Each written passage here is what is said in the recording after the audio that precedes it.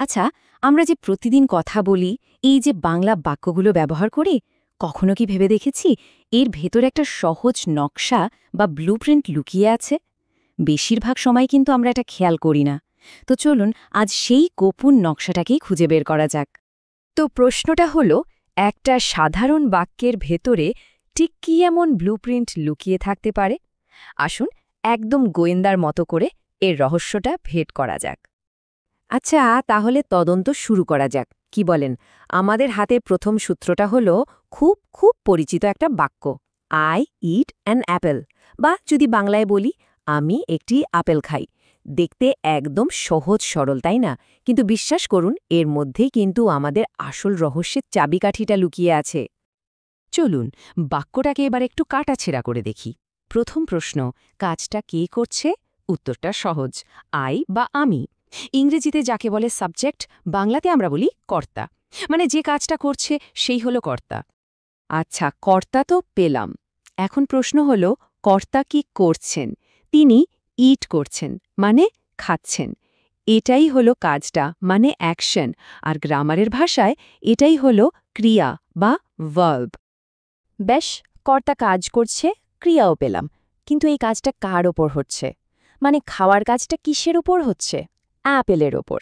ঠিক ধরেছেন, এই অ্যান অ্যাপেল বা একটি আপেল হল অবজেক্ট।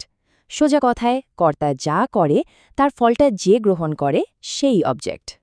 তাহলে দেখুন, আমরা তিনটা জিনিস পেলাম, কর্তা, ক্রিয়া আর অবজেক্ট।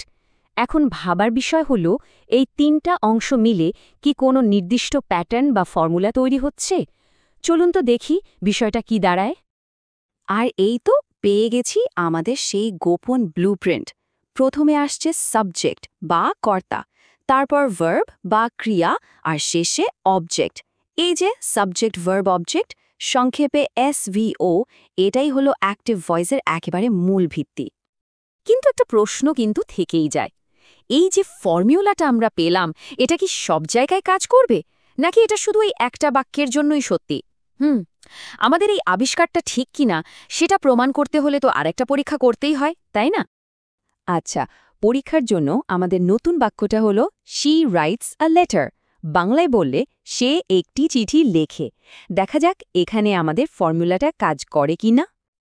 এবার একটু খেয়াল করে দেখুন, কি মজার ব্যাপার, তাই না? আমাদের সেই SVO ফর্মুলাটা এখানেও কিন্তু একদম পারফেক্টলি মিলে যাচ্ছে।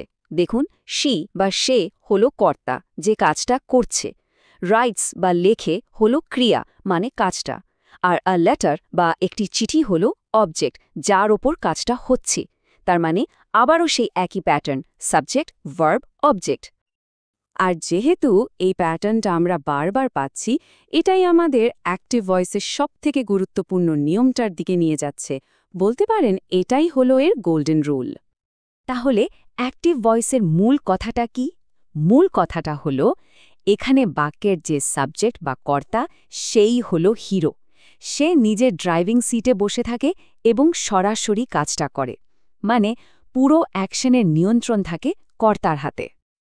আচ্ছা, তাহলে আজকের আলোচনা থেকে আমরা কি কি শিখলাম সেটা যদি এক ঝলকে দেখে নিই।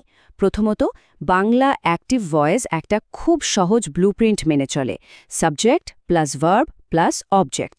দ্বিতীয়ত, সাবজেক্ট হলো সেই যে কাজটা করে, মানে ডুয়ার। তৃতীয়ত, অবজেক্ট হলো সেই যার ওপর কাজটা করা হয়, মানে রিসিভার। আর সবচেয়ে গুরুত্বপূর্ণ কথাটা হলো, এখানে সাবজেক্ট বা কর্তায় সবসময় ইনচার্জে থাকে।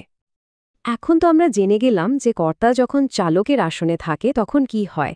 কিন্তু একবার ভাবুন তো, কি হবে যদি অবজেক্ট, মানে যার উপর কাজটা করা হচ্ছিল, সেই হঠাৎ করে বাক্যের হিরো হয়ে যায়? তখন বাক্যটা কেমন দেখতে হবে? এটা কিন্তু একটা দারুণ প্রশ্ন, তাই না?